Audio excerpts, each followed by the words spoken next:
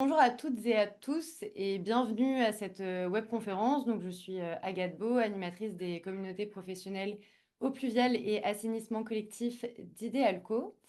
Aujourd'hui, on se retrouve pour parler pendant environ 2 heures des géostandards des réseaux enterrés d'eau et d'assainissement. Donc, les acteurs des réseaux, qui soient d'eau et d'assainissement, mais également des gestionnaires de la voirie, des entreprises de travaux, etc., se retrouvent face à des enjeux de gestion de données qui se démultiplient et qui sont assez complexes. Et donc, pour accompagner ces évolutions, vous faciliter la vie le plus possible et faire progresser les modèles de données, donc SIG principalement en lien avec l'eau et l'assainissement collectif aujourd'hui, le groupe de travail standard SIG de l'ASTE a élaboré un nouveau géostandard dont on a déjà parlé sur Idealco il y a de ça 1 an, qui s'appelle donc Staro, consacré à la partie réseau enterré. Donc, pour en parler aujourd'hui, nous allons accueillir Gilles Chuzeville, ingénieur à la métropole de Lyon, Patrick Alérand, qui est directeur associé de chez Altereo. Et ils sont tous deux les co-animateurs du groupe de travail et ils vont nous présenter le standard et ses principaux apports. Bonjour messieurs. Par la suite, Alain Paquier, qui est chargé de projet à l'eau du Ponant, nous fera découvrir les supports et les ressources associées à ce géostandard. Et finalement, pour rendre ça un peu plus concret, nous aurons Juliette Ferrière, qui est ingénieure SIG à Épernay-Aglo-Champagne, qui partagera un retour d'expérience de son utilisation sur la mise en œuvre dans sa collectivité. Donc, concernant le temps de prise de parole, cette présentation durera environ 1 heure. Et on aura donc 1 heure de marge devant nous pour prendre toutes vos questions, mais donc on les traitera à la fin. Pour ce qui est des questions, donc sur Vimeo, vous avez le chat comme d'habitude, et sur Zoom, vous avez un onglet Q&R qui vous permet de poser toutes vos questions, mais également de voter si vous vouliez poser la même question qu'un autre participant, etc. Je vous rappelle que les intervenants ne vous voient pas, donc n'hésitez pas à interagir sur Zoom si vous en avez la possibilité avec des pouces, etc. Donc voilà, c'est une possibilité. La session, elle est enregistrée et elle sera disponible d'ici quelques jours sur la plateforme Idealco avec tous les supports de présentation. Donc pas d'inquiétude de ce côté-là. Et sans plus attendre, donc je vais vous parler du fait que ce groupe de travail était un groupe de travail de l'ASTE. Et j'ai passé la parole dans un premier temps à Marine Brunier, qui est chargée de mission eau et environnement à l'ASTE, qui va nous faire une petite introduction sur l'organisation en elle-même, mais aussi sur ces groupes de travail pour ceux qui ne les connaîtraient pas encore. Merci Agathe. Bonjour à toutes et tous. Merci d'être avec nous aujourd'hui. Donc, on a 120 ans cette année. L'ASTE a été créée en 1905 et on est reconnu d'utilité publique depuis 1918. L'ASTE, c'est une association qui accueille tout le monde. Donc, on a des structures à la fois privées et publiques. Comme vous pouvez le voir sur le petit graphique, on héberge à la fois des organismes de recherche, des entreprises, des bureaux d'études, des industries, des fonctionnaires, des personnes en leur nom propre également. Vous pouvez adhérer du coup au nom de votre structure ou en votre nom propre si vous le souhaitez. Donc on est un acteur reconnu d'utilité publique avec une vocation scientifique et technique sur le territoire français. On a donc une petite équipe permanente située à Courbevoie, en banlieue parisienne, mais notre association est active sur tout le territoire français grâce à nos membres. Donc, on a plus de 4000 membres. Et l'association est aussi ancrée dans les territoires via ses sections territoriales. J'y reviendrai plus tard. Quels sont nos domaines d'action? Donc, on en a 7, que sont l'assainissement, les déchets, la propreté urbaine, l'eau potable, les eaux pluviales et l'aménagement, les ressources en eau et milieux aquatiques. On a également un comité de la recherche et on travaille également sur les métiers pour les valoriser et essayer d'attirer des jeunes dans les métiers eau et déchets. Donc, chaque domaine représente une commission ou un comité. Et dans ces commissions, nous avons des groupes de travail, donc on a aujourd'hui plus d'une cinquantaine de groupes de travail actifs, dans ces commissions et comités. Donc, je vous en ai listé quelques-uns, sur la diapo et on retrouve bien évidemment le groupe de travail sur, les standards SIG, que Patrick et Gilles, auront l'occasion de vous présenter plus tard. Quel est notre ADN? Comme je le disais, le consensus scientifique et technique. Donc, on travaille vraiment sur la base du consensus dans les groupes de travail. Et l'objectif de notre association, c'est en premier lieu de produire et de diffuser de l'information technique de référence basée justement sur ce consensus. Donc, on va travailler dans des groupes de travail avec un ensemble de structures. On essaye d'avoir une représentation de tous les acteurs qui font référence dans les domaines que je vous ai cités pour produire des chartes, des guides méthodologiques, des résumés pour décideurs, etc. Et donc, toute cette information va être valorisée à travers des événements, que ce soit des événements en présentiel à travers des journées techniques territoriales ou des webconférences. On a également un congrès annuel, j'y reviendrai plus tard.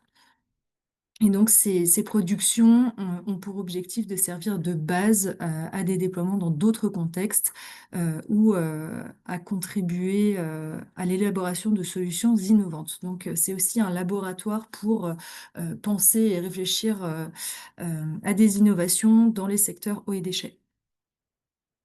Voilà quelques exemples de productions écrites qui ont été élaborées au sein des groupes de travail.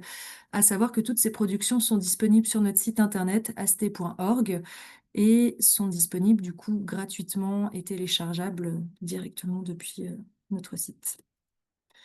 Comme je le disais, on a un congrès annuel, c'est notre plus gros événement. C'est un événement qui permet de rassembler les acteurs autour d'un focus. On accueille généralement entre 600 et 700 participants sur 4 jours avec des sessions techniques, des ateliers, des plénières thématiques, des visites techniques de sites, des formations, etc. Donc, je vous invite à aller consulter notre page congrès. Le prochain congrès se tiendra à Nancy du 15 au 18 juin. Donc, rendez-vous à Nancy. L'AST, du coup, est aussi ancré dans les territoires via nos sections territoriales. Donc, ce sont des bureaux qui sont dématérialisés, pas des bureaux physiques. Section, un ou une présidente de section qui va œuvrer pour organiser des journées techniques, des webinaires, des webconférences, pour partager des retours d'expérience. Donc, on a vraiment du local au national et du national au local. C'est vraiment l'idée de mettre en avant des retours d'expérience, des pratiques, des innovations qui fonctionnent dans les territoires pour qu'elles soient connues plus largement. Et ça passe justement par nos sections territoriales. L'AST édite aussi une revue que vous connaissez peut-être qui s'appelle TSM, Technique, Sciences, Méthode. Donc on édite 10 numéros par an. Et donc cette revue est à comité de lecture, comité euh, qui est constitué de spécialistes des sujets eau et déchets. Donc, elle est multidisciplinaire, toujours dans nos secteurs. Et donc, elle est en open access. Donc, si vous souhaitez vous abonner, n'hésitez pas. On a une partie également qui s'appelle Partage opérationnel, qui, elle, est dédiée au retour d'expérience, aux bonnes pratiques. Donc, comme je le disais, l'AST héberge le groupe de travail sur les standards SIG depuis 2017. Donc, ce groupe de travail bénéficie du soutien de l'Office français de la biodiversité. Il est également estampillé CNIGE.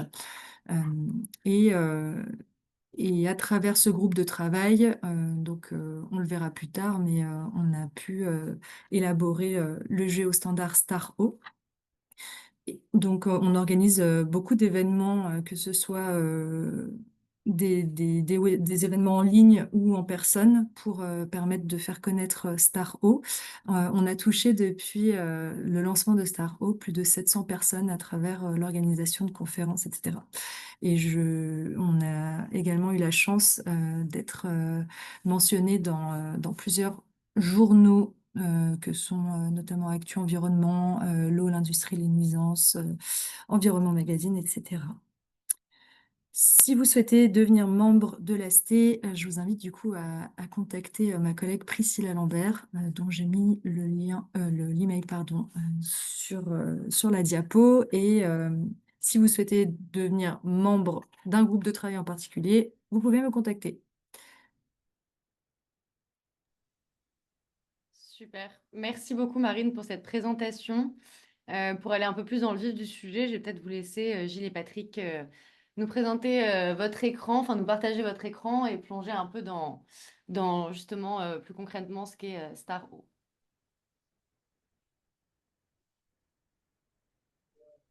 Bonjour à tous. Je pense que vous voyez mon écran. Ouais, c'est nickel. Bien.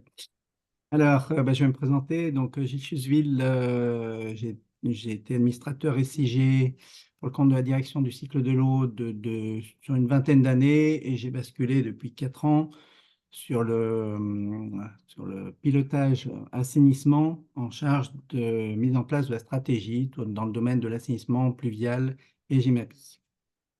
Et je co-anime ce groupe de travail, je copilote ce groupe de travail avec Patrick Caderang depuis le début depuis sa création.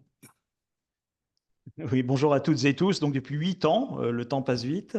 On est plus jeune que l'ASTE, hein, vous l'avez compris, mais on a quand même 8 ans d'ancienneté. Donc Patrick Alérang, moi je suis directeur du développement au sein du groupe Altereo, qui est un groupe dans le domaine de l'ingénierie, du conseil et des solutions digitales pour l'eau, la ville et les territoires. Donc pour le contexte, alors d'où est parti cette initiative-là de lancer une standardisation des modèles de données pour les systèmes d'information géographique de l'eau et de l'assainissement. Alors le contexte, vous le connaissez autant que nous, c'est un emballement climatique qui a des conséquences importantes, hein, avec un réchauffement climatique qui crée notamment des tensions sur les ressources en eau. On est dans un contexte où on constate que les rendements de réseaux d'eau plafonne autour de 80%, donc on a toujours 20% de fuite sur les réseaux d'eau.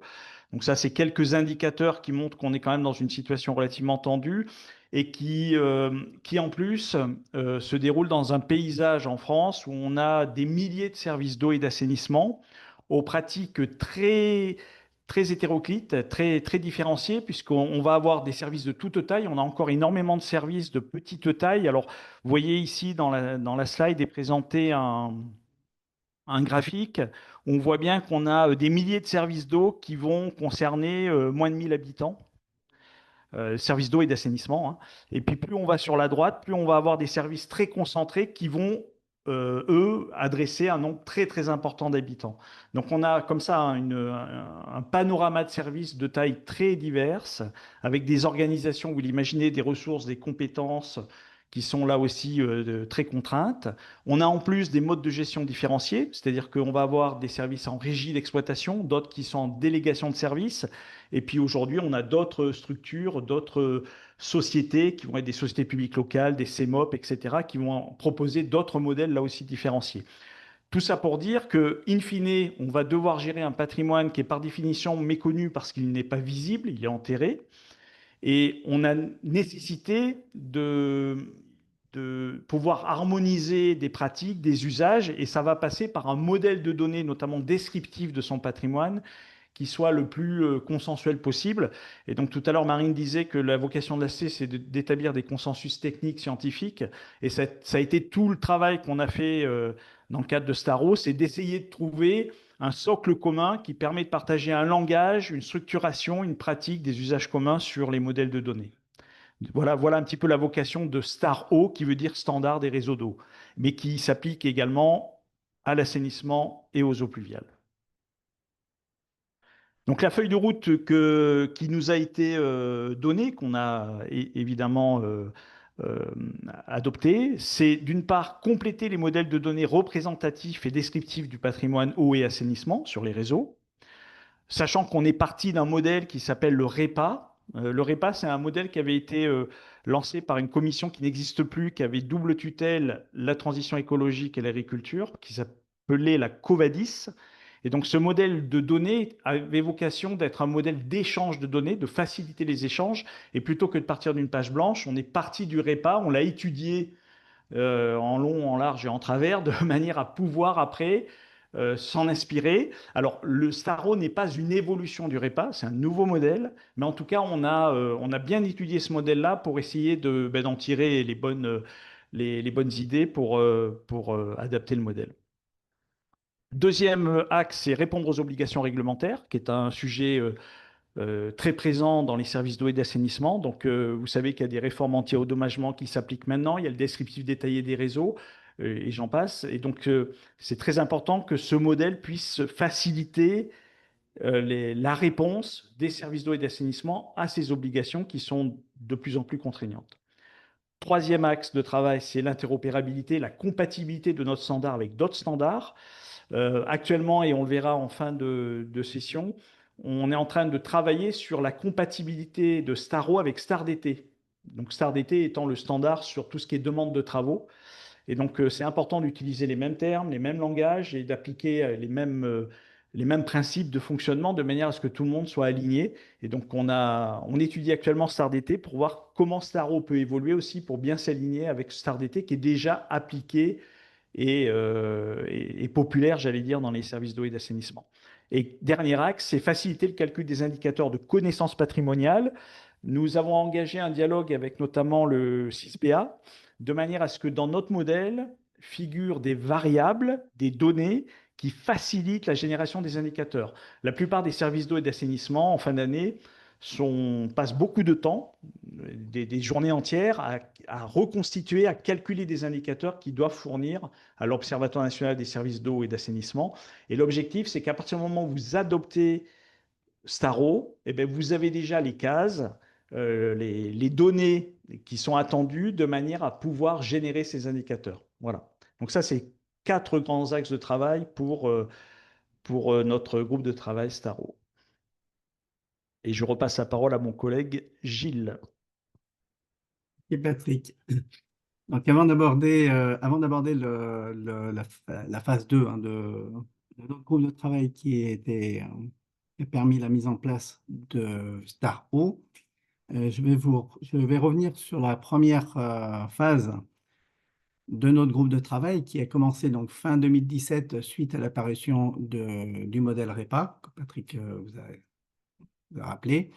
Et cette première phase avait comme objectif d'obtenir un standard de représentation graphique dans le SIG et de préconiser des évolutions sur le modèle REPA de la COVADIS. Donc, le périmètre était et reste toujours le même depuis le départ, c'est le patrimoine physique des réseaux, que ce soit eau potable, l'assainissement et le pluvial. Alors, comment on s'est organisé, comment on est organisé depuis, parce qu'on n'a pas trop changé notre mode de fonctionnement depuis, c'est-à-dire on travaille en sous-groupe par thématique. Selon notre feuille de route, les thématiques changent, mais on travaille par thématique avec restitution en plénière. En plénière, on a d'autres personnes qui nous rejoignent qui n'ont pas forcément du temps à consacrer durant les séances de travail, mais qui sont là. Et en séance plénière, on aborde les points, les orientations, les points à trancher. Voilà.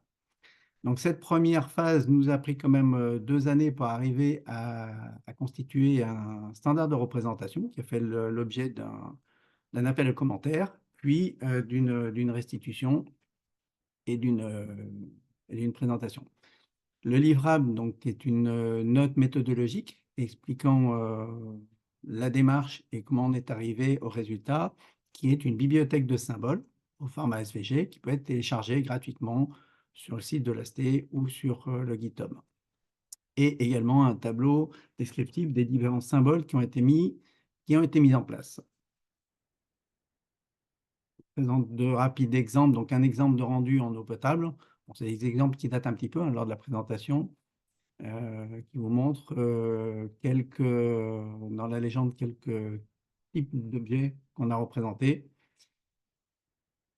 Et la même chose en assainissement avec, là on a essayé de présenter sur différentes échelles ce que pouvait représenter un réseau à différentes échelles. Et les différents symboles pris en compte également pour cette thématique-là. Voilà. Et puis, bon, c'est à peu près tout pour la première phase et je vais repasser la main à Patrick qui va vous expliquer la phase 2 qui était l'évolution des modèles.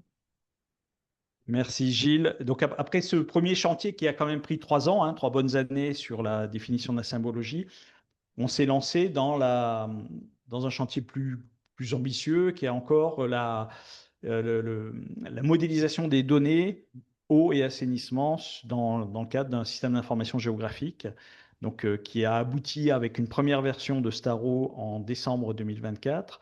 Et l'objectif, c'est de proposer des évolutions des modèles de données sur la base du modèle REPA que je vous citais tout à l'heure, sachant qu'on a fait un inventaire également, on a essayé de faire un inventaire des initiatives qui s'étaient déroulées en France, puisque certains départements, alors j'ai en tête le Cantal et la Loire, je crois, qui avaient lancé leur propre géostandard il y a quelques années. Et donc, on a pris contact avec eux, on a essayé de regarder un petit peu ce qui s'était fait pour s'en inspirer là aussi, en toute humilité, pour vraiment construire un standard qui prenne en compte déjà les retours d'expérience de ces initiatives-là. Voilà, donc ce travail-là fait l'objet d'un appel à commentaires en courant 2024, de juin à octobre 2024. De mémoire, je crois que nous avons eu plus de 300 commentaires, 300 retours, qui ont tous été étudiés en tout cas, et on a donné une réponse à chacun des commentaires. Ça ne veut pas dire qu'on y a répondu avec une évolution, mais en tout cas, on les a tous parcourus. Donc, il y a eu un gros travail là aussi de fait, de manière à pouvoir passer en revue tous les commentaires, tous les retours, et ceux qu'on a pu en prendre en compte. On les a pris en compte, et puis d'autres qu'on a triés, qu'on a classés, mais je pense que notre collègue Alain pourra peut-être vous dire un petit mot là-dessus, puisqu'il était en première ligne sur ces sujets.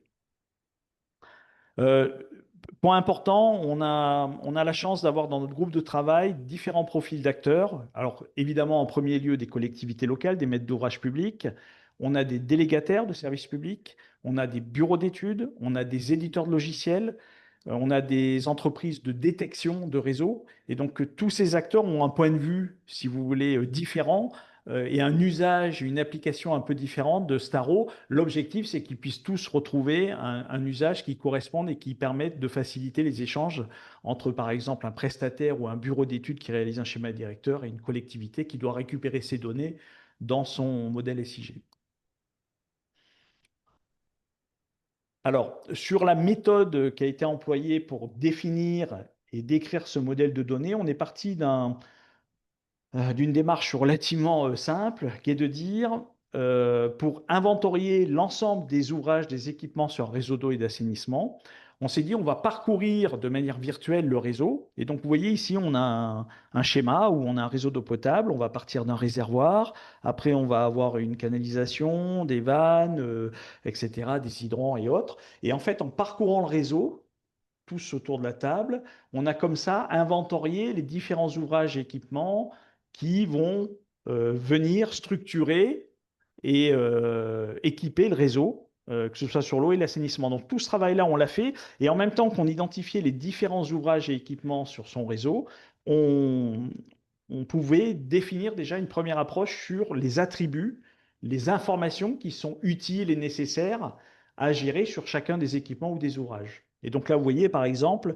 ici, sur une canalisation, vous avez, on va retrouver le matériau, le diamètre, la période de pause, etc. Alors, tout l'exercice qui a été fait, alors ça fait l'objet là aussi d'un consensus, c'est d'éviter d'aller vers une usine à gaz avec un modèle trop riche qui effraierait, j'allais dire, beaucoup de collectivités, ou un modèle trop simple qui ferait qu'on ne serait pas dans un modèle très métier. Donc là, l'idée, c'est de trouver le juste équilibre. On a essayé on a renoncé à certains moments à certaines informations parce qu'elles nous semblaient trop ambitieuses à renseigner. Et on a essayé de se mettre toujours à la place d'un service d'eau et d'assainissement qui doit renseigner son SIG. Et est-ce qu'il a la capacité à renseigner cette information de manière assez aisée, sans non plus dépenser ou déployer des moyens qui seraient surdimensionnés. Donc voilà comment on a fait pour inventorier l'ensemble des informations nécessaires pour décrire le réseau. Et ça aboutit à un dictionnaire de données. Donc vous voyez sur la gauche ici, on a toujours l'exemple de la canalisation, où on va définir sa définition, ses contraintes topologiques, sa géométrie, est-ce que c'est un point, une ligne, une surface. Et puis ensuite, on va avoir les différents attributs qui vont décrire la canalisation. Alors, je ne vais pas rentrer dans le détail du modèle, peut-être qu'on y reviendra tout à l'heure, mais on a des entités mères et des entités filles. C'est-à-dire qu'on va avoir une notion, par exemple, de tronçon linéaire. Et puis, sur ce tronçon linéaire, on va venir dire si c'est de l'eau potable ou de l'assainissement avec une entité fille. D'accord? Et puis, ici, sur la droite, vous avez une liste de valeurs. On va avoir, par exemple, vous voyez, le type forage, tunnelier, fusée, etc., avec à chaque fois la valeur et la description. Et puis là aussi, d'autres exemples hein, sur des listes de valeurs. Ça, c'est un gros travail. Hein. C'est de proposer, en fait, le modèle, c'est un standard, mais l'ambition, c'est de proposer déjà un modèle. Évidemment, chaque collectivité est libre de l'amender, de l'enrichir, de l'alléger, etc. Mais l'objectif qu'on avait, c'était vraiment de proposer quelque chose qui soit quand même sur étagère et qui permette à une collectivité de démarrer avec un modèle qui, en tout cas, a fait l'objet de travaux assez conséquents, comme vous l'avez vu. Et donc là, vous avez différentes listes de valeurs qui sont définies. Et puis évidemment, quand on va parler de standards de données, de modèles de données, on va avoir une modélisation des données sous forme conceptuelle ou logique. Et donc là, la même chose, c'est une vue globale hein, d'un modèle. Et donc là, vous avez, vous voyez, différentes classes d'entités qui sont reliées entre elles par des relations. Et donc, on est allé jusqu'à la modélisation des données qui sont décrites dans Staro.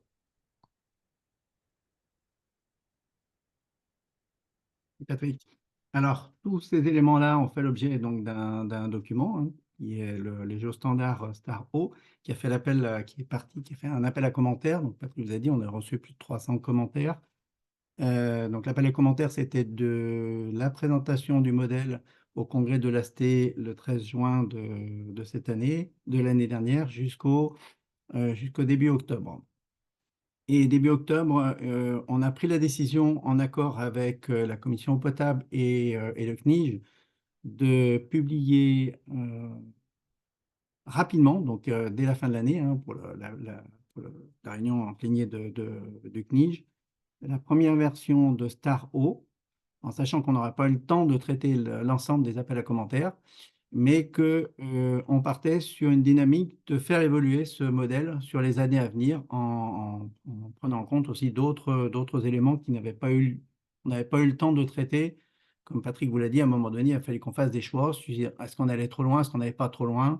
Dans notre feuille de route initiale, on voulait intégrer les données d'exploitation. Finalement, on les a laissées tomber. Donc, c'est ce qui va être fait ensuite. Et tout ce livrable se trouve sur le GitHub du CNIJ qui nous héberge au niveau de Star-O. Et Alain vous fera une présentation plus détaillée de ce que contient ce qu'on retrouve sur le GitHub, notamment tous les documents techniques qui vous permettent de prendre en compte le modèle ou les symboles. Alors, on continue, donc on est dans le plan d'action qu'on pourra amener la phase 3 du groupe de travail standard SIG de l'ASTE, qui est le plan d'action qu'on s'est fixé on s'est dit 2025-2026. À chaque fois, on est toujours ambitieux, on se donne un plan d'action à court terme et on s'aperçoit des fois qu'on le déplace un petit peu. Avec première étape, c'est de terminer la prise en compte des commentaires. Donc Alain vous en parlera, je crois qu'on a à peu près fait le tour de l'ensemble des commentaires qui était à prendre en compte. On est en travail sur l'interopérabilité du géostandard, puisque les éditeurs nous ont demandé à ce que ce géostandard soit stable et ne bouge pas trop dans le temps, et de manière à pouvoir bien l'intégrer dans différentes structures. On travaille également sur les données d'exploitation, alors données d'exploitation en eau potable, c'est tout ce qui concerne principalement les thématiques fuite et casse, et en assainissement, toutes les données liées à l'état de santé du réseau, donc notamment les ITV et diagnostics pour les visitables. On a un autre groupe qui fonctionne sur la mise à niveau de la symbologie, puisque sa symbologie date d'avant le modèle Star-O, donc il y a des adaptations, ajustements et nouveaux symboles à sortir. Et on a un groupe de travail qui est assez actif cette année sur le plan de communication pour faire connaître Star-O au niveau de toutes les collectivités ou acteurs qui pourraient en avoir besoin. Voilà. Et à ce sujet, je profite, parce qu'après je vais laisser la main, je profite de ces éléments pour dire qu'on va démarrer un autre groupe de travail pour prendre en compte les données spécifiques aux ouvrages de gestion d'eau pluviale, donc qui va être co-animé par notre autre groupe de travail Standard SIG et par la commission eau pluviale de l'AST. Donc, les personnes qui seraient intéressées pour travailler sur ce sujet-là, donc savoir quels attributs et quelles données relatifs aux ouvrages de gestion d'eau pluviale pour intégrer dans Star-O sont les bienvenus et peuvent revenir vers nous. Et je pense que ce groupe de travail devrait démarrer début 2026. Voilà. Et on a terminé pour notre présentation. Super. Bah, écoutez, merci beaucoup. Alain, je vous laisse peut-être partager votre écran et nous en dire un peu plus sur la Oui, partie pas de pilotage. souci. Bonjour à tous. Donc, effectivement, je vais vous partager la partie un peu technique de ce standard. Donc, la partie technique est hébergée sur un GitHub qui est celui du CNIJ et qui est maintenu par des gens de l'IGN. Donc, globalement, bon, comment ça se présente, c'est tous les fichiers techniques qui sont là. Et comme on a dit, on a la documentation, des fichiers d'aide, etc., et des mises en place techniques. Alors, comment ça se présente? On est sur la base, j'allais dire, presque d'un logiciel classique, c'est-à-dire avec un livrable qui a été fait ici. On a le téléchargement du livrable V 2024, qui a été donc la version fin 2024 du standard qu'on a proposé au CNIJ et qui a été accepté, proposé aux commissions de l'AST, du CNIJ, etc., qui a été accepté et qui est donc à ce jour la livraison officielle et du standard. Ceci dit, comme a dit Gilles ou Patrick, je ne sais plus, mais on est sur un standard qui évolue et qui prend en compte les commentaires. Alors c'est vrai que l'appel à commentaires de première publication, on avait plus de 312 commentaires qu'on a tous balayés, qui étaient plus ou moins longs sur tous les sujets de ce standard. On a fait la publication en PDF des réponses et la prise en compte le plus possible à la publication de la version 2024, sachant qu'on n'a pas pu prendre tout en compte et qu'on essaye effectivement de respecter le fait que c'est un standard qui doit durer dans le temps, donc on essaye de pas trop tout casser sur une idée ou des choses comme ça. Sachant que ces commentaires, j'allais dire, sont en continu, hein. Alors, pour ceux qui connaissent le GitHub, alors, tout est en anglais, hein, je suis désolé, c'est un site Microsoft, donc tout est en anglais, rien n'est traduit. On a tout ce qui sont les issues, donc toutes les questions qui, elles, il suffit d'avoir un compte GitHub pour pouvoir les poser. Vous voyez qu'on en a 49 qui sont déposées. Donc là, on a un collègue du groupe de travail qui a fait des relectures sur des paragraphes, etc.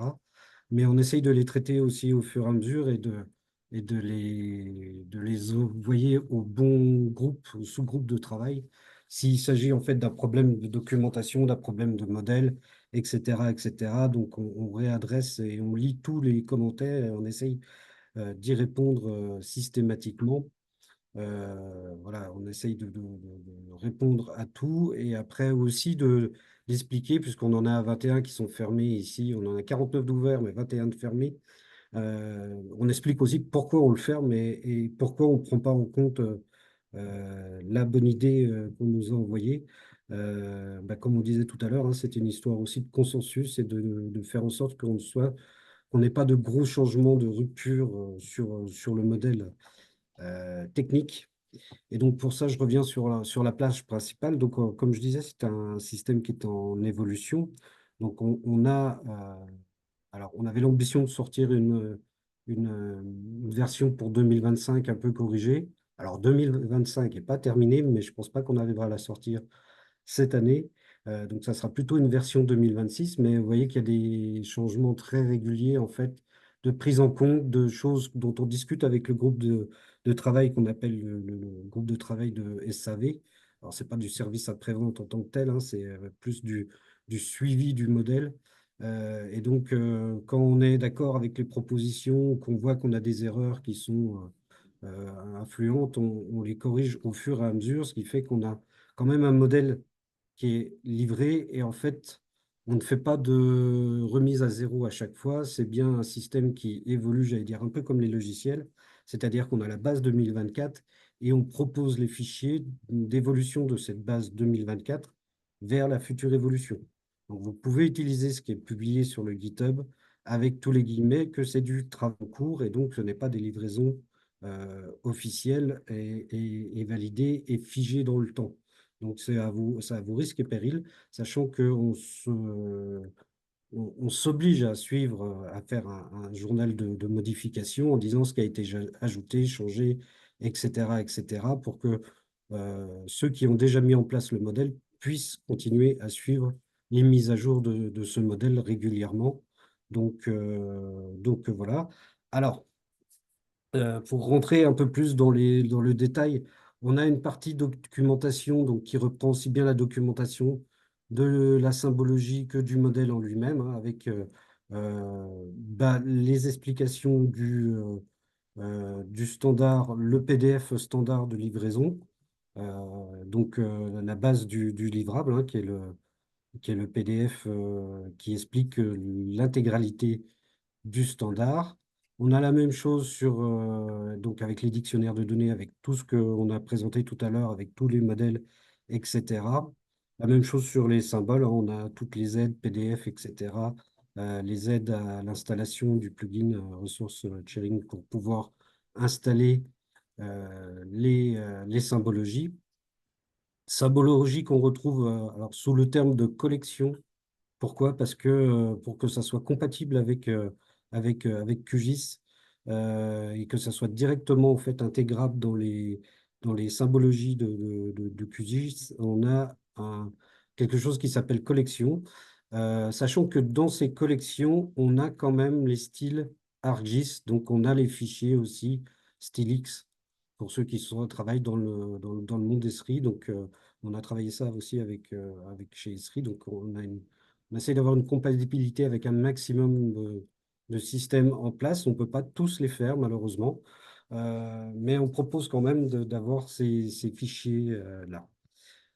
Dans la partie fichier technique, là, on tombe dans le dur, hein. Alors, tout le modèle est monté sur une base Postgre, PostGIS, et on fournit effectivement tous les fichiers qui vont de la création des schémas jusqu'à la création de toutes les tables et la création des tables de valeurs, etc., etc.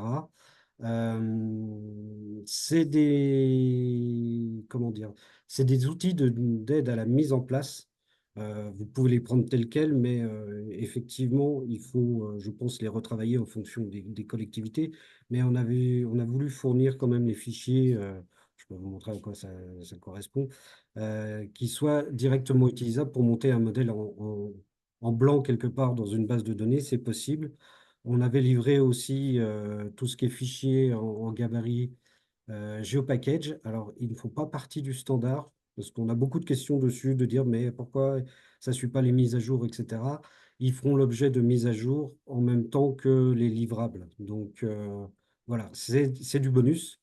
Mais ça ne fait pas partie forcément du standard. Tout ce qui est fichier technique ici, je le rappelle, ce sont des aides à la mise en place et la partie livrable est vraiment le PDF, la description et les attendus de ces descriptions.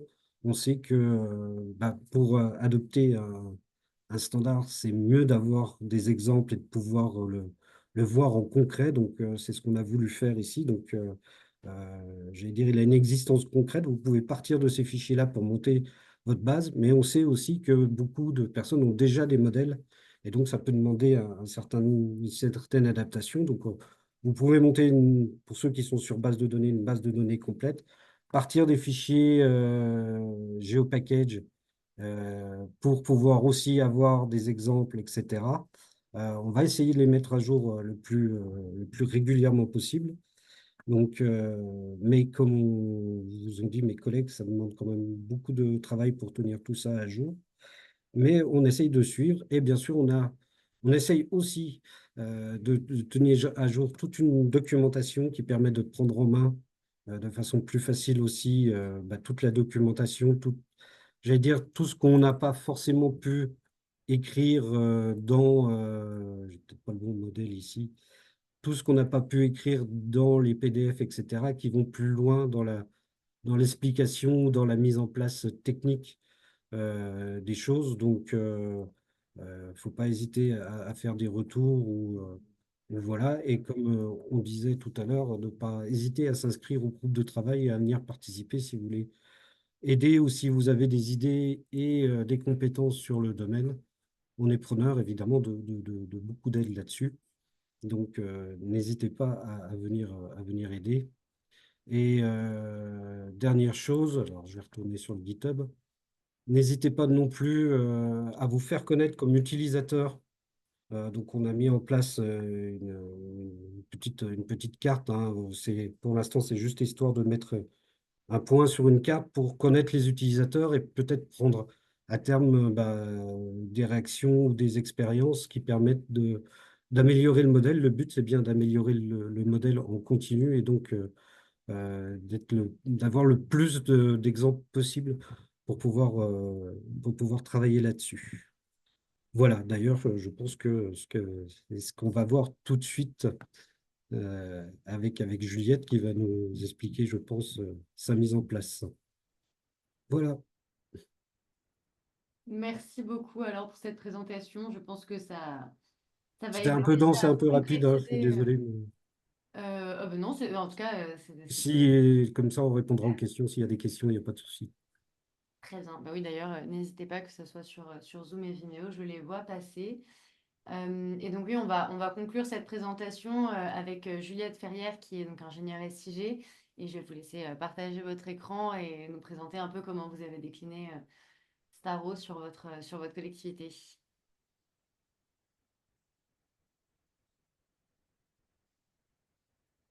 Est-ce que c'est bon au niveau du partage? Oui, on va très bien. Alors, je vais vous présenter la mise en place du géostandard Staro au sein de la communauté d'agglomération d'Épernay. Donc, c'est une collectivité qui se situe dans la Marne, à proximité de Châlons-en-Champagne et de Reims, et on est à peu près 2 heures de route de Paris pour situer donc dans la région Grand Est.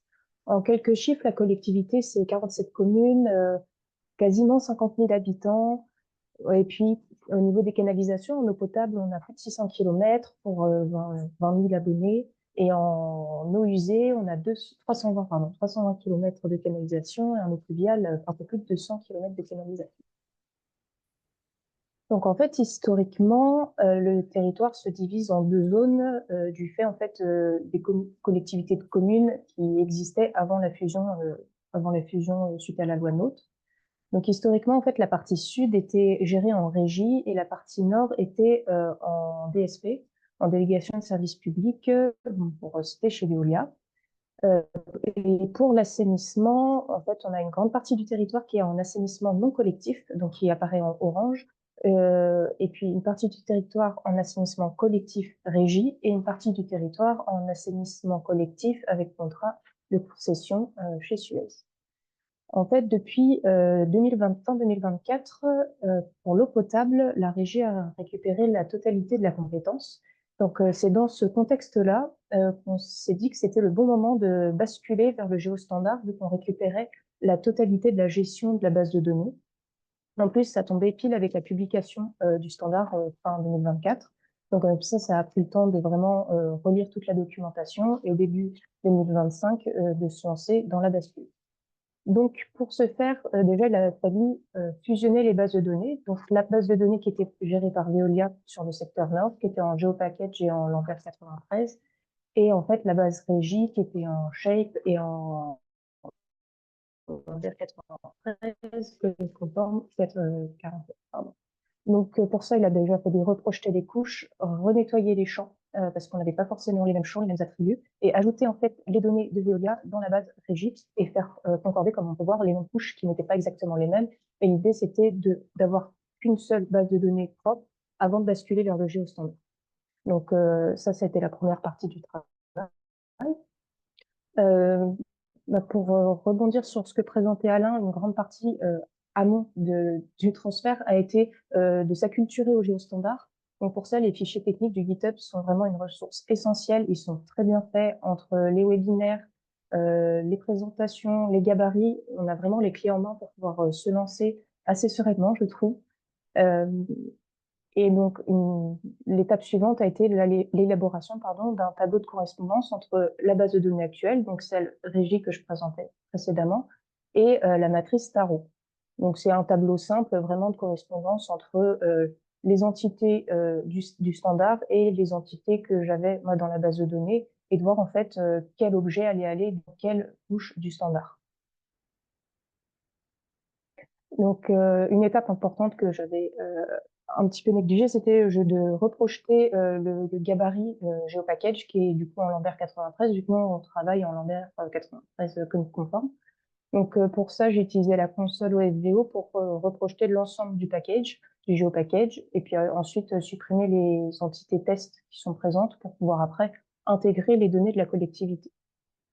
Donc, comme pour la base de données Veolia, en fait, il a fallu faire concorder les attributs des couches entre les différents modèles. Et pour ça, j'ai utilisé sous QGIS l'outil de refactorisation des champs, donc qui est vraiment très pratique, qui consiste à charger dans un premier temps les champs de la couche donc de la base de données Régie et de les faire concorder avec les champs de la couche Staro. Donc comme ça, c'est sous forme de menu déroulant et il suffit de mettre en face les champs correspondants. Et comme ça, on n'a pas de perte de données au moment des copier-coller. Ça, c'est la partie suivante. L'ensemble des données de la base Régie a été copié-collé dans le GeoPackage du GeoStandard à partir de la couche refactorisée. Donc comme ça, toutes les données étaient arrivées telles quelles dans le GeoStandard. Et l'étape suivante a pris un peu plus de temps, c'était de retravailler les valeurs des attributs à partir des valeurs standardisées. Donc en fait, dans le GeoPackage qui est fourni sur le GitHub, tout est déjà pré-paramétré. Donc là, ce que vous voyez, les menus déroulants, en fait, ce n'est pas moi qui les ai paramétrés, le gabarit les comprenait. Et là-dessus, c'est un énorme gain de temps, parce que sinon, il aurait fallu tout reparamétrer soi-même. Et c'est vrai que vu le nombre de données et le nombre de couches, ça aurait été un travail assez compliqué, surtout dans les petites collectivités. On n'a pas forcément le temps de s'atteler à la mise en place d'un tel standard.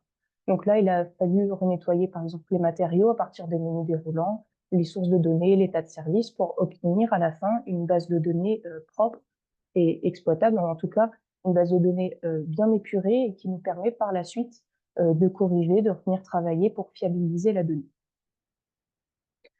Donc ça, en fait, toute cette partie-là, c'était sous QGIS, et pour pouvoir publier les données aux utilisateurs, ce qui est quand même le but du SIG, c'est d'être un outil au service des utilisateurs. Donc, dans mon cas, les collègues de la régie, notamment, font des astreintes. Donc, d'avoir une donnée accessible et fiable est quand même primordial. Donc, la base de données O, qui était en GeoPackage, a été transformée en GDB sous Esri pour après pouvoir être publiée sur le portail, sur ArcGIS Enterprise. Pour cela, j'ai utilisé ArcGIS Pro puis ArcGIS Enterprise, et dans la partie web, il a fallu reconfigurer toutes les fenêtres contextuelles et en fait que ce soit le plus transparent possible cette transition pour les utilisateurs. Donc en fait, je n'ai pas changé les URL, j'ai écrasé la carte précédente pour qu'ils puissent se servir directement des liens qu'ils avaient déjà sauvegardés. Donc une fois publié, voilà un exemple, une capture d'écran de ce que peuvent voir les utilisateurs. Donc, l'ensemble des couches sur la droite, avec certaines cochées automatiquement, notamment les plus importantes. Et puis, on peut voir la fenêtre contextuelle avec les champs qui sont renseignés dans le standard. Euh, Tout à l'heure, Gilles parlait du groupe de travail communication du standard, et en fait, la communication se fait à toutes les échelles et au sein de la collectivité. Il a été aussi important de communiquer auprès des utilisateurs de l'évolution de la structure de la base de données, non seulement pour qu'ils soient au courant, et c'était aussi un moyen de les sensibiliser au SIG et à la donnée de manière plus globale. Donc en fait, pour ça, à l'échelle de l'agglomération, il y a une lettre info SIG qui est envoyée à peu près tous les trimestres. Et pour ça, en amont de la bascule, j'avais déjà mentionné l'existence du standard et de la migration future. Et une fois que ceci était réalisé, les utilisateurs ont été prévenus. Et vu que ça a été fait de manière fluide dans la publication web, en fait, eux, ils n'ont pas eu d'interruption de service. Donc, pour les astreintes ou pour les collègues sur le terrain, il n'y a pas eu de souci sur ce plan-là.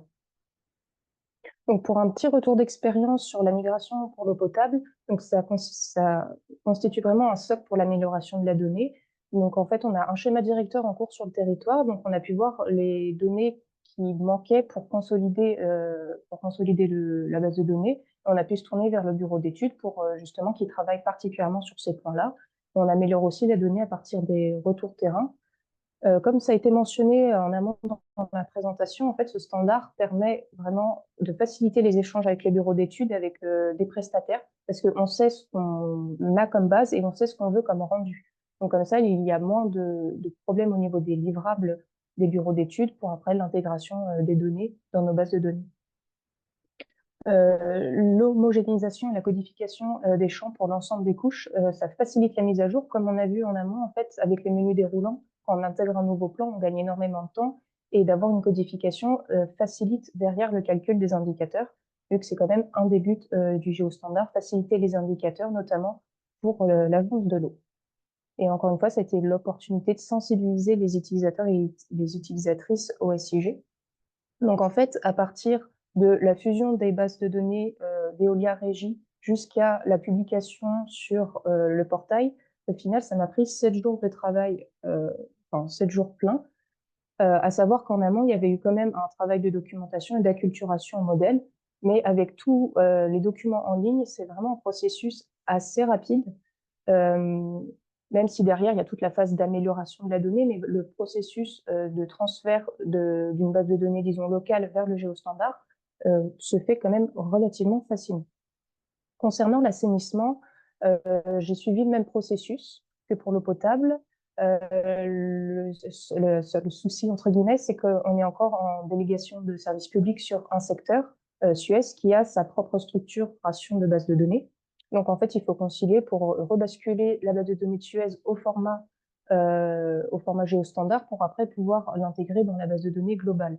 Donc, un des points d'amélioration de notre côté, ce serait l'automatisation de la conversion de la base de données Suez au format Staro. Après, j'ai eu un retour de Suez suite au GeoDataDave. Apparemment, ils travaillent sur cette automatisation-là et c'est un sujet, en tout cas, qu'ils ont à l'esprit et sur lequel ils semblent travailler. Puis, pour rebondir sur le début de la présentation, le géostandard permet de faciliter le calcul des indicateurs. Donc, je vous ai mis un exemple. Là, pour le système d'assainissement, un des systèmes d'assainissement de la communauté d'Aglo, en fait, à partir des champs, on peut calculer automatiquement la connaissance patrimoniale, en tout cas les pourcentages qui y sont liés. Donc là, par exemple, sur les 20 km de réseau, on a 80% de connaissances matériaux diamètre et 83% de connaissances de date de pose. Donc en fait, ces tableaux de bord-là, ça va aussi nous permettre de cibler les investigations complémentaires pour améliorer cet indicateur. Donc, je vous remercie pour votre écoute avec une petite capture d'écran de ce que peut rendre le standard sur le PCRS qu'on a à l'échelle de la Marne. Et si vous avez des questions, n'hésitez pas, soit maintenant, soit à nous contacter par la suite. Merci de votre écoute. Alors, un premier élément concernant le standard sur le pluvial. Donc, on a quelqu'un qui nous a dit sur Vimeo qu'elle serait potentiellement intéressée pour participer. Donc, je lui ai recommandé de se tourner vers Marine. Mais est-ce que vous pourriez nous en dire peut-être un peu plus? Vous nous aviez dit que le groupe de travail démarrait à la rentrée 2026. Est-ce que vous pourriez développer un peu ce qui est attendu avec ce nouveau volet d'un même groupe de travail? Oui, alors dans le modèle Staro, on a déjà une représentation, mais assez simplifiée, des ouvrages de gestion d'eau pluviale avec 3 objets, un ponctuel, un linéaire et un surfacique, qui permettent de prendre déjà de faire une réponse assez simplifiée de ces ouvrages-là, qui permet déjà de les cartographier. Ce qu'il faut savoir, c'est qu'au niveau de l'ASTE, la commission sur le pluvial a démarré cette année. Marine, tu me compléteras si je dis des bêtises. Et nous, on avait noté en début d'année 2025 qu'il était urgent d'attendre le résultat ou le retour de la commission pour aborder sur ce sujet-là. Donc moi, j'ai eu un échange avec eux en début de cette semaine. Donc, comme hier, c'était un jour férié, on va dire le 10, où l'objectif est effectivement d'aborder ces thématiques-là et d'aller préciser ce qu'on attend de ces objets en termes de dimensionnement, des objets qui sont dans le domaine privé, le gestionnaire, parce que c'est un peu compliqué de savoir qui gère, entre le gestionnaire et l'exploitant, puisqu'il peut y avoir plusieurs exploitants qui interviennent sur l'entretien, sur l'aspect hydraulique, voilà. Donc, le but, c'est d'étudier tous ces éléments-là et de faire évoluer le modèle qu'on a déjà proposé pour prendre en compte ces thématiques-là. Très bien, merci beaucoup d'avoir précisé.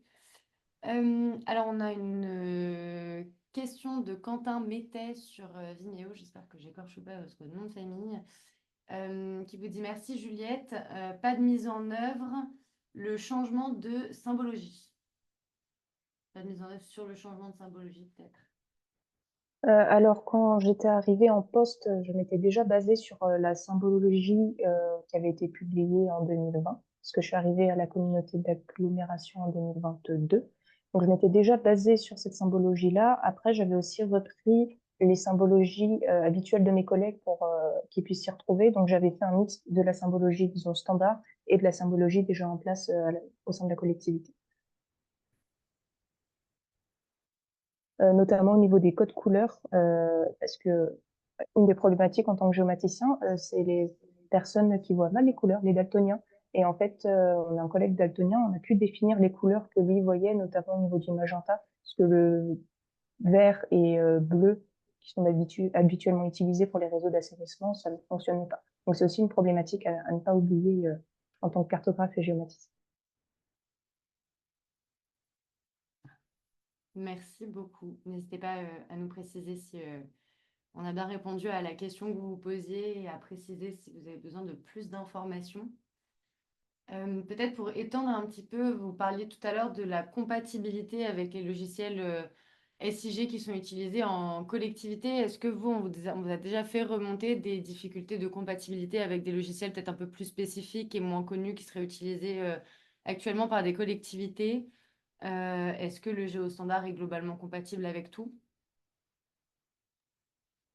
Alors, je veux bien répondre à cette question. Dans le groupe de travail interopérabilité, on a impliqué justement certains éditeurs de logiciels SIG. L'objectif, c'est de les accompagner aussi sur cette mise en place, cette adoption du standard. Comme le disait Gilles tout à l'heure, ils sont assez sensibilisés au fait que s'ils investissent dans ce standard de données, ils souhaitent qu'il soit stable dans le temps pour pas refaire le travail chaque année parce qu'on aurait fait évoluer le standard de manière conséquente avec des versions dites majeures. Donc là, on est attentif, nous, à garder un socle qui va rester vraiment standard. Et d'ailleurs, dans le groupe de travail interopérabilité, on va s'attacher à ce qu'un certain nombre de données et de variables soient identifiées comme stables. Donc, on n'y touche pas, on sanctuarise, si vous voulez, ce socle du standard de manière à faire évoluer après de manière satellite, j'allais dire, le standard en l'enrichissant, etc. Mais pour répondre à votre question là directement, on n'a pas eu de retour d'incompatibilité particulière avec d'autres outils. Enfin, l'idée c'est que notre standard a priori présente toutes les caractéristiques d'un standard, d'un modèle de données SIG qui devrait être applicable sur les différents outils. Super, merci beaucoup. Je vois, Juliette, que vous avez déjà pris connaissance de la question sur Zoom, mais je vais quand même la lire pour les personnes qui sont sur Vimeo. Donc, on a Basile Gagre qui vous dit « Merci, Juliette. Vous avez parlé de la publication des données à partir d'un GDB. Vos services sont publiés en référence ou en copie, en référencé ou en copie. Comment se font les mises à jour en cas d'agrandissement du territoire? Alors, les données sont publiées en GDB en copie. Pour les mises à jour, en fait, je les fais toujours depuis le GeoPackage et à chaque fois que je fais une mise à jour, j'écrase les données de la GDB et je les republie parce qu'en fait, je travaille sur QGIS. Donc, en fait, agrandissement du territoire ou pas, en fait, des mises à jour, j'en fais quasiment quotidiennement et toutes les semaines, je republie dans la GDB et sur le portail pour mes collègues. Après, c'est peut-être pas la manière pour le moment la plus optimale, mais ça roule bien et ça permet d'avoir des données à jour. Merci beaucoup. N'hésitez pas à préciser si on a bien répondu à la question et si vous avez eu tous les éléments de réponse dont vous aviez besoin. Je fais un petit tour de l'autre côté.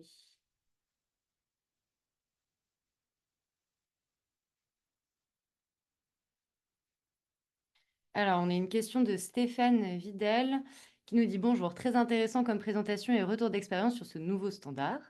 Question, dans notre base Postgre, nous avons des données AEP versées depuis 2017 qui représentent des standards proches de RAEPA. Il me semble que c'est le modèle utilisé avant Staro. Voilà.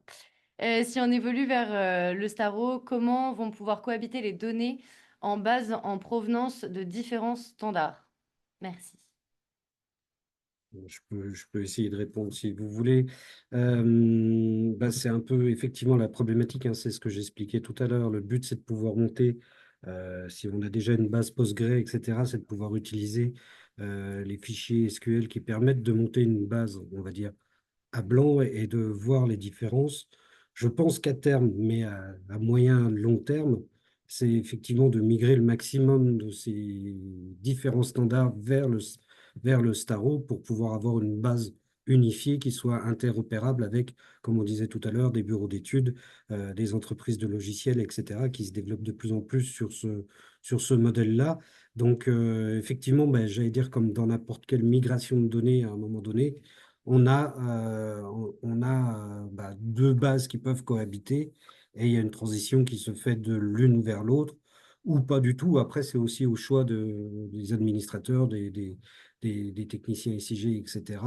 Mais je pense qu'à terme, c'est effectivement, plusieurs bases vont subsister avec, il faudrait avoir la volonté, mais ça, chacun décide, d'en garder qu'une seule et forcément, j'invite à garder Staro, évidemment. Oui, Merci beaucoup. si je peux juste compléter le propos Bien d'Alain, sûr. dans Staro, on a identifié les champs qui ils sont issus du REPA. Donc, il y a aussi cette dimension-là où on a tagué tous les champs qui sont issus du REPA dans Staro, de manière à les identifier. Et du coup, là, je vois qu'il y a un complément de questions. Sinon, avec une solution de versioning en taguant les jeux de données anciens, oui, évidemment. Mais j'allais dire, dans le standard, on ne va pas aller jusqu'à ce détail-là de suivi technique.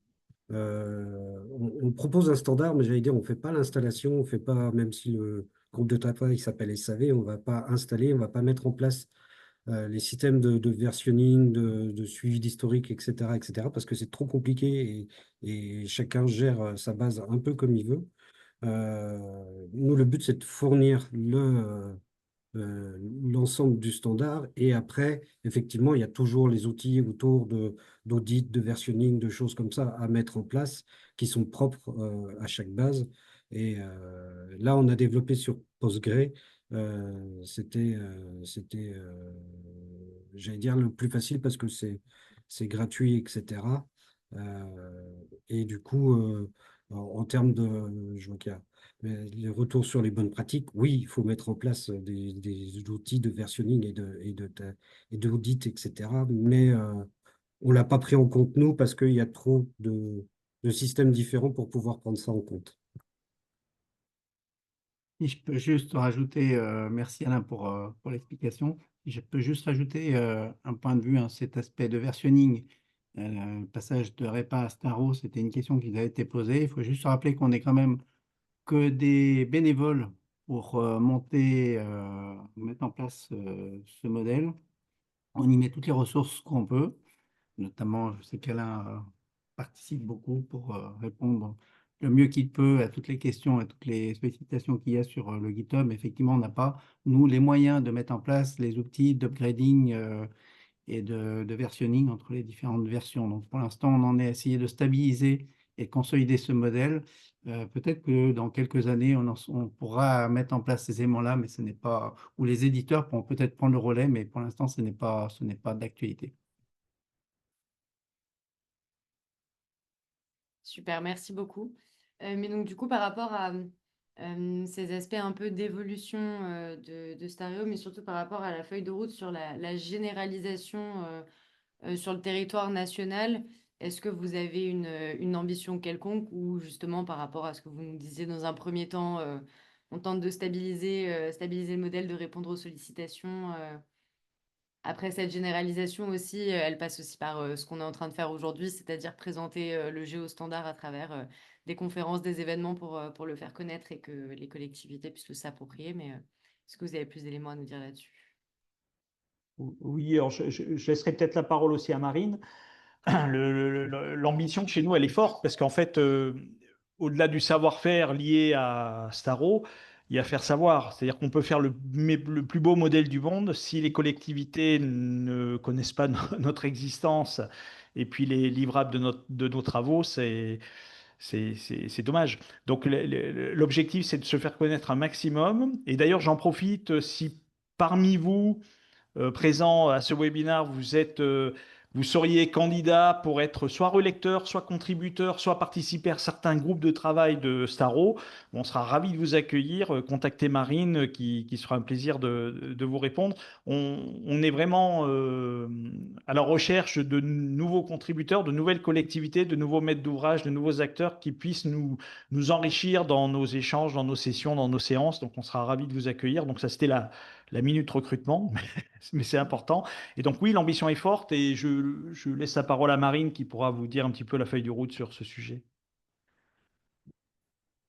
Oui, merci beaucoup Patrick. Comme tu l'as dit, donc l'ambition c'est de faire en sorte que le standard soit utilisé très largement. On va consulter l'Office français de la biodiversité pour voir comment on peut le faire connaître le plus largement possible, avoir des retours d'expérience. Alors effectivement, ça passe par des événements, mais c'est aussi, il faut que l'ambition soit nationale et c'est pour ça qu'on va se faire épauler par l'OFB pour voir un petit peu comment on peut faire en sorte que les collectivités s'en saisissent très largement. Je vais rajouter aussi, il y a un autre élément aussi, hein. Donc, Juliette nous a fait un premier retour d'expérience. Donc, on a constitué et je ne sais pas par quel biais, mais on va publier ou mettre en place un questionnaire pour des retours d'expérience. Donc, toute personne qui a pris en compte ou déjà mis en compte, pense le faire ou a mis en place partiellement ou pleinement Staro dans sa collectivité et qui n'hésitait pas à nous faire un retour d'expérience. C'est important pour nous aussi de savoir comment ça se passe, les difficultés. Ça nous permet aussi d'ajuster si besoin le modèle Staro vis-à-vis des retours d'expérience. Mais effectivement, c'est un des sujets importants, comme Patrick et Marine l'ont dit, c'est d'arriver à bien faire connaître Staro dans toutes les collectivités, petites et grandes, de manière à ce que ça devienne un vrai standard pris en compte, qui puisse, dans un avenir proche, être une obligation pour soit avoir des subventions, soit répondre aux indicateurs nationaux. Super, merci beaucoup. Alors, on va continuer avec quelques petites questions sur Zoom. Donc, on a le syndicat mixte du lac d'Annecy qui nous dit merci pour vos présentations. Juliette, avez-vous rencontré des difficultés dans la migration des données? Avez-vous eu besoin de compléter le modèle proposé en ajoutant des champs ou des tables? Merci. Difficulté, au début, je n'avais pas fait attention au système de projection, qui était du coup en Lambert 93 dans le gabarit que j'ai dû reprojeter. Après, hormis cette difficulté-là, non, ça a été assez fluide. J'ai complété les modèles parce que, comme ça avait été présenté, c'est un modèle patrimonial et pas d'exploitation. Et je sais que c'est en cours de travail, mais du coup, j'ai ajouté des champs, notamment sur les collecteurs assainissement pour les dates d'ITV, les dates de curage, tout ce qui est lié à l'exploitation. Et j'ai créé une table, enfin, une couche indépendante pour la localisation des fuites pour l'eau potable. Voilà, j'espère que ça répond à la question.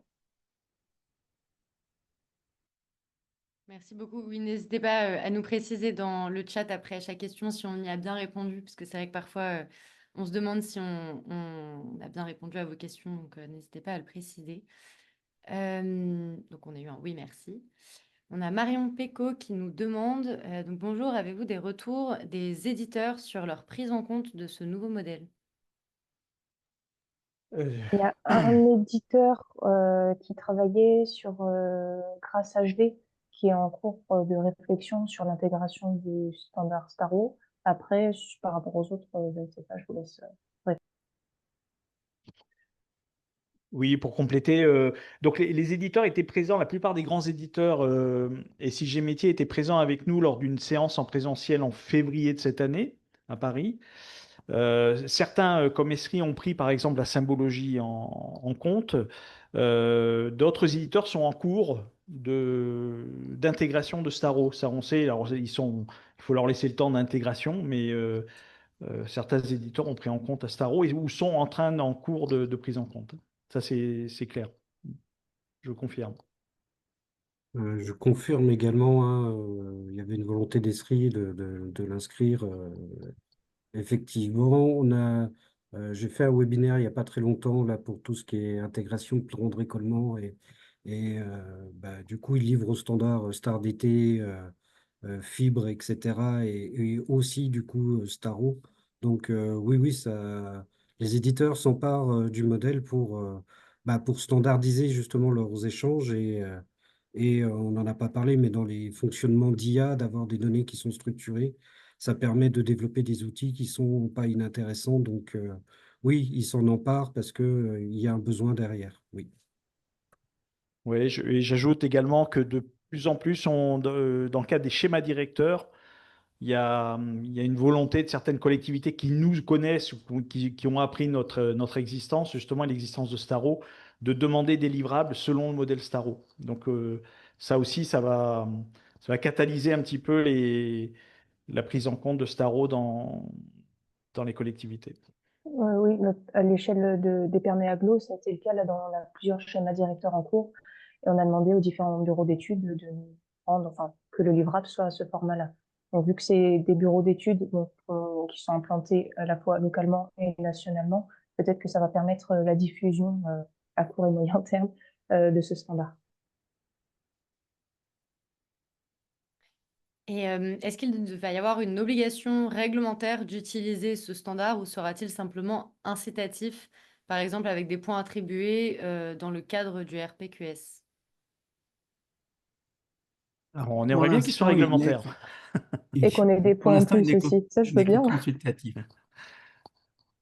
Alors, pour l'instant, Oui, il n'est ça, que consultatif. Il est pas, il ne s'impose pas. On va attendre déjà qu'il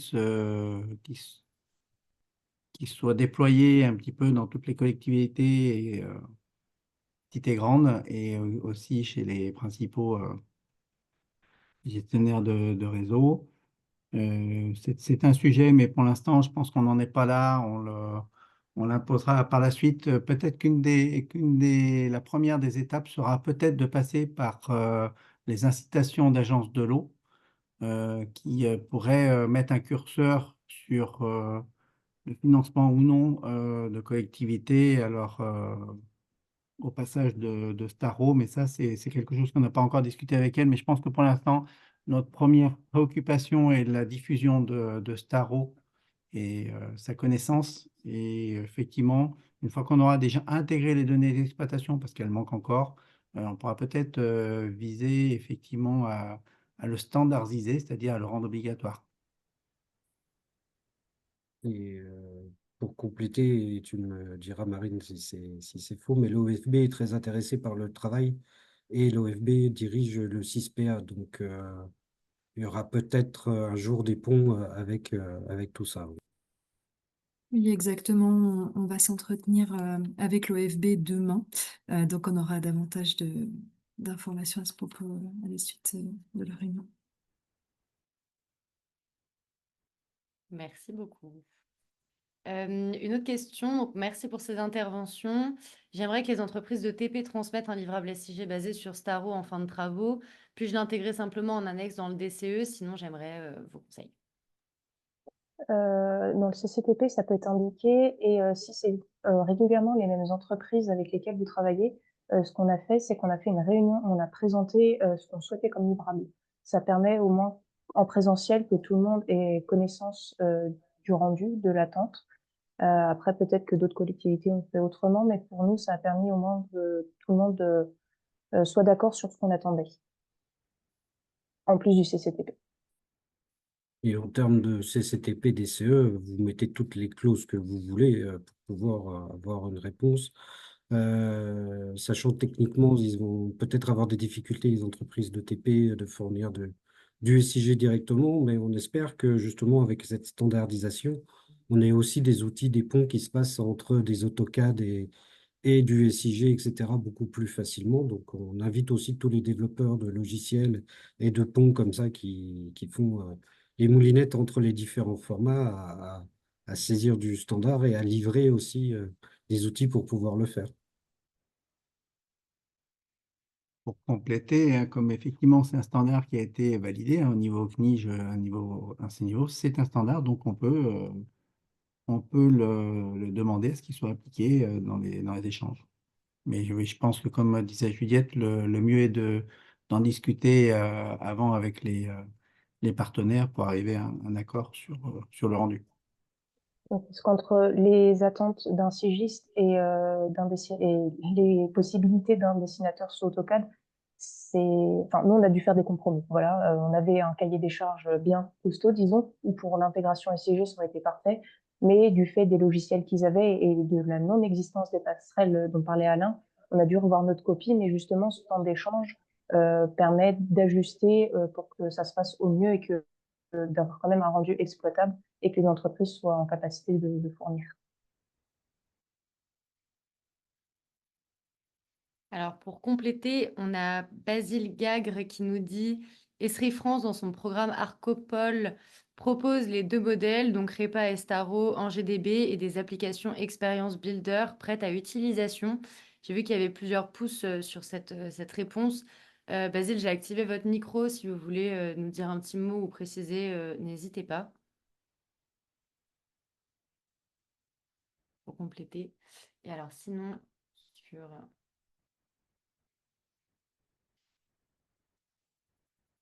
sur Vimeo, une question de Philippe qui nous dit « Bonjour, je vous propose un échange en parallèle pour vous partager la démarche de la Banque des Territoires en cours de cadrage sur le sujet et qui prévoit d'intégrer Staro. Voici quelques questions complémentaires.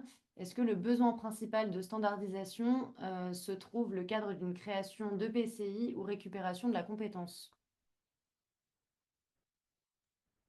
Enfin, dans le cadre d'une création de PCI ou de récupération de compétences. Et donc, Je pense que il c'est dans les complète en deux. disant, si vous voulez, je finis peut-être parce que du coup, les questions se recoupent un petit peu. Je les lis toutes les trois et si vous avez besoin que je reprécise, je le ferai. Donc, est-ce que le besoin principal de standardisation se trouve dans le cadre d'une création de PCI ou de récupération de la compétence? Quel est l'intérêt de se conformer aux standards pour une collectivité qui n'a pas de changement de compétence? Et dans ce cas-là, comment sensibiliser à l'intérêt de le faire?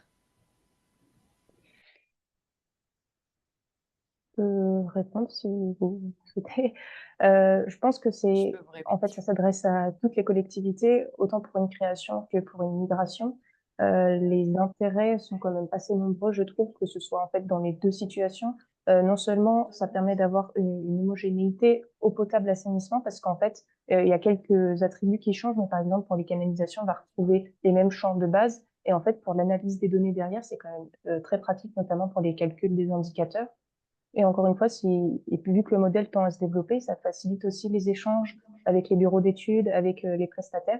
Donc certes, quand on a déjà une base de données bien à jour, ça peut demander un effort de basculer vers le géostandard, mais je pense qu'il y a une vraie plus-value à le faire. Et dans le cadre d'une création, bah, autant partir déjà sur ce standard qui a mobilisé beaucoup de cerveaux et de consensus pour justement avoir une base de données exploitable et assez facile à prendre en main. Et j'allais dire en complément, effectivement, le passage, la prise, l'application effectivement du transfert de compétences vers les EPCI a été aussi un facteur déclencheur de la révision du RAEPA pour le transformer en Staro qui soit un peu plus solide et utilisé. Parce qu'on sait tous que le RAEPA était un peu léger pour la gestion au quotidien des réseaux, etc. Donc, c'est aussi un facteur déclenchant de la révision de ce RAEPA, c'est les transferts de compétences vers les EPCI. Après, l'intérêt pour une collectivité, bah, comme disait Juliette, existante, c'est d'avoir, parce que finalement, on échange toujours des données avec plein de monde sans s'en rendre compte, hein, mine de rien, que ce soit des bureaux d'études, que ce soit des collectivités autour, et derrière la mise en place des indicateurs où on essaye de standardiser pour avoir justement des bases aussi qui soient comparables. Et c'est pour ça que ça intéresse au niveau 6PA, parce que avec les mêmes types de données et la même formulation d'indicateurs, on peut réellement comparer les données entre les collectivités. Donc, à un moment donné, si les indicateurs sont faciles à calculer, ils seront, ils seront beaucoup plus partageables et beaucoup plus comparables. Oui, on peut peut-être ajouter, comme tu le disais, Alain, qu'on est à la veille, enfin, c'est déjà d'actualité. Les outils d'intelligence artificielle vont venir impacter le fonctionnement des services d'eau et d'assainissement. Et si en plus on peut harmoniser les modèles de données, ça va permettre de décupler les capacités des outils IA sur ces modèles. Alors que si chacun utilise son propre modèle, forcément, ça va être un peu plus compliqué d'appliquer des solutions IA. On sait que l'IA est performante à partir du moment où on a des données de qualité. Donc, tout l'intérêt est d'aller dans quelque chose de vertueux qui permette d'une part d'harmoniser les pratiques et d'autre part d'avoir une donnée de la plus qualifiée possible. Et du coup, ça fait baisser les coûts. Il ne faut pas Aussi. oublier Ouais. derrière, d'avoir standardisé tout ça, ça évite à chaque bureau d'études de redéfinir, donc de compter des heures pour redéfinir une base, etc. Donc, finalement, même une collectivité existante peut faire baisser ses coûts sur sur les modèles de données parce que tout est standard, facilement échangeable. Donc, il n'y a plus d'heures à compter pour de la transformation de données. Enfin, de mon point de vue, peut-être pas du bureau d'études, mais voilà. Merci beaucoup. Et donc, pour compléter, il nous demande, est-ce que le standard facilite la mise en place d'un outil digital de gestion patrimoniale? Comment cela se passe-t-il quand il n'y a pas de géomaticien au sein d'une collectivité pour le faire? La dernière question étant, les agences de l'eau subventionnent-elles le passage à Staro? Vous sembliez dire que ce n'était pas encore le cas, peut-être un jour. Mais voilà, donc sur les deux premiers aspects, comment est-ce que ça se passe quand il n'y a pas de géomaticien et est-ce que ça facilite derrière la mise en place d'un outil digital de gestion patrimoniale? Par rapport à l'agence de l'eau, si c'est une création, il peut avoir des subventions selon les agences de l'eau. Après, c'est à voir avec enfin, création du service SCG et de la base de données. Après, ça dépend vraiment des D'accord. agences de l'eau, donc c'est au cas par cas.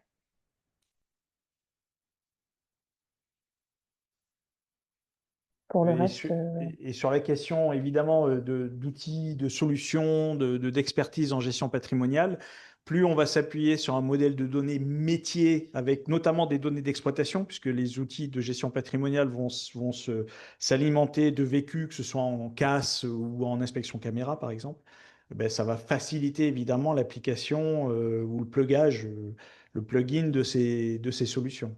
Ça, c'est clair. Merci beaucoup. Mais écoutez, Monsieur Lasserre, n'hésitez pas, si on a bien répondu à toutes les questions, à nous le dire. Et si vous avez d'autres petits points que vous souhaitez éclaircir, à profiter de la présence des intervenants pour ce faire. Je vois que... Ah, alors on a encore des petites questions sur Zoom.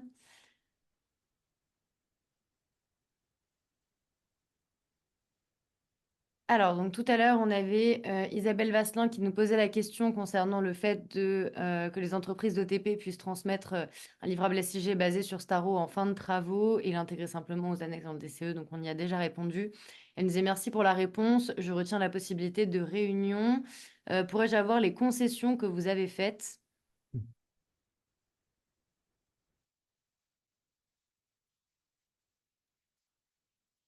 Oui, du coup, j'ai répondu par écrit, mais en fait, on avait réduit le nombre de champs qu'on souhaitait dans les shapes pour retenir vraiment en fait ce qui était saisi en dessin, donc DN, matériaux, profondeur, surtout pour l'eau potable, puisque les entreprises de TP ont tendance à ne pas indiquer les profondeurs pour l'eau potable, or pour les classes A, c'est essentiel.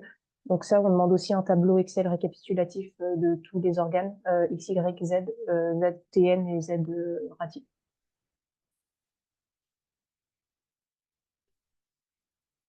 Super, merci. Et donc oui, les agences de l'eau financent en partie l'acquisition de logiciels de SIG ou de GMAO. Donc j'imagine que ça dépend peut-être des agences de l'eau, mais en tout cas, c'est bien une possibilité, quelque chose qu'on peut envisager. Et donc si je comprends bien, c'est pas spécifique à Staro, c'est par rapport à l'acquisition et au développement d'un service. Très Les bien, sujets dédiés à l'eau. tout à fait. Super. Eh bien, écoutez, alors je vois encore qu'il y a les 5 mains de levée sur Zoom. J'imagine que c'était des erreurs de début de conférence. Mais n'hésitez pas si besoin, on a encore quelques minutes devant nous. Sur Vimeo, j'ai l'impression qu'on a fait le tour. Écoutez, moi, dans un premier temps, je tenais vraiment à vous remercier d'avoir pris le temps tous de venir aujourd'hui nous présenter les évolutions de ce géostandard et à vous, Juliette, de nous avoir présenté votre retour d'expérience. Si vous avez des éléments à apporter, un peu de temps à y consacrer, n'hésitez pas à revenir vers Marine, donc Brunier. Je remettrai le petit PowerPoint qu'elle nous a fait en début de présentation sur la plateforme. Donc, vous retrouverez son adresse mail dessus. Et puis sinon, vous avez mon adresse mail. Je pourrais faire des ponts si besoin. Euh, Peut-être vous, de votre côté, intervenant, vous avez un petit mot à dire. Est-ce qu'il y a quelque chose que vous n'aviez pas précisé qui vous vient en tête, que vous voudriez nous dire avant de clôturer cette conférence? Et si vous avez fait tout le tour, on va pouvoir se libérer. Pour les géomaticiens, dans le prochain numéro des CGMAG, il y aura un dossier dédié justement à la gestion des données en lien avec l'eau et l'assainissement. Donc, à paraître, je crois, fin du mois ou début du mois de décembre. Et il y aura le retour d'expérience et la présentation de Starwood. Super, merci beaucoup, Juliette. Moi, je tiens à remercier tous les acteurs présents, mes collègues du groupe de travail, Juliette pour son témoignage très enrichissant, et évidemment l'ASTE qui nous porte depuis maintenant 2007 là, sur ce sous-groupe. Et surtout, contactez-nous pour venir contribuer, assister aux plénières, etc., selon vos degrés d'implication possibles. On sera ravis de vous accueillir. Plus on est nombreux, plus ce sera là aussi riche d'échanges et de consensus pour faire avancer le standard. À très bientôt. Mais Exactement. je tiens, Merci à tous. merci à tous. Et je tiens juste à rajouter par rapport à ce que Patrick a dit, c'est Allez-y. que nos plénières sont également accessibles, les comptes rendus de nos plénières sont aussi accessibles sur le site du CNIJ, puisqu'on a une page dédiée sur Staro sur la page du CNIJ. Voilà. Et merci à tous. Merci beaucoup Je et voulais juste dire, félicitations. engagez-vous, n'hésitez pas. N'hésitez pas, et si vous ne retrouvez pas les mails, vous pouvez passer par nous, on les a tous. Et voilà, bon courage en tout cas pour continuer de travailler sur ce géostandard et on se tient au courant. Donc, merci à tous les participants aussi d'avoir suivi cette conférence. Et si vous avez des questions, vous pouvez aussi les poser directement sur la fiche formation, comme ça les intervenants peuvent aller y répondre et elles sont visibles par tous les participants.